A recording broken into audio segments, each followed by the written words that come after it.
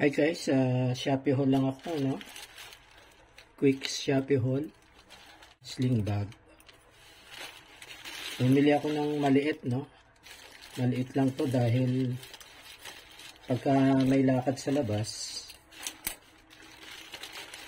nahihirapan ako. Laki ng bag ko, no? Buti to maliit lang. Pwede lang ilagay yung cellphone, no? Tsaka yung coin purse. Ito yung harap guys, no? May lock dito. Pag inangat, may bulsa rito, no? Sa harap. Pwede yung ID dyan or coin purse, no? So, ibabalik ko na. Meron din ditong lalagyan ng ballpen, no? Talagyan ng ballpen yan. Okay, wala nang iba doon. Sa likod naman, yan, pwede rin palang belt bag, no? Ilalagay dito. Dito isasabit sa belt, no? Pwede nang ilagay sa tagiliran, no? Tapos, ano pa bang meron dito?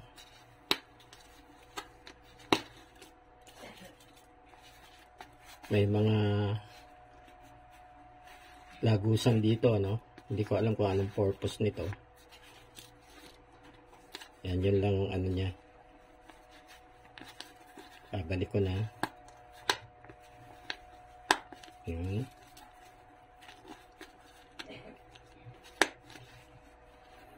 Okay.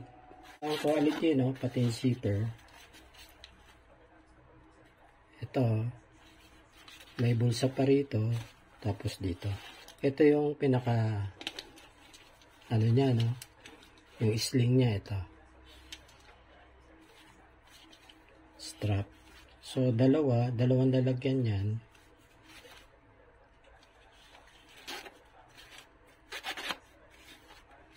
Yun. Ito pa yung isa. No. Ito, pwede dito yung coin purse, no? Dito, cellphone. Dito kung may mga card o iba pang abubot, no? Pwede rito. Itong sling, no? Lalagay ko na. Yan, gaganon lang naman yan. Tapos ito.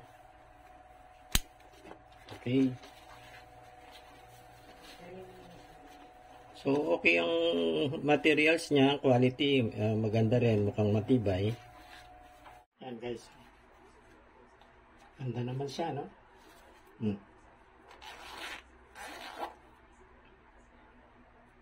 Tapos dito naman isa.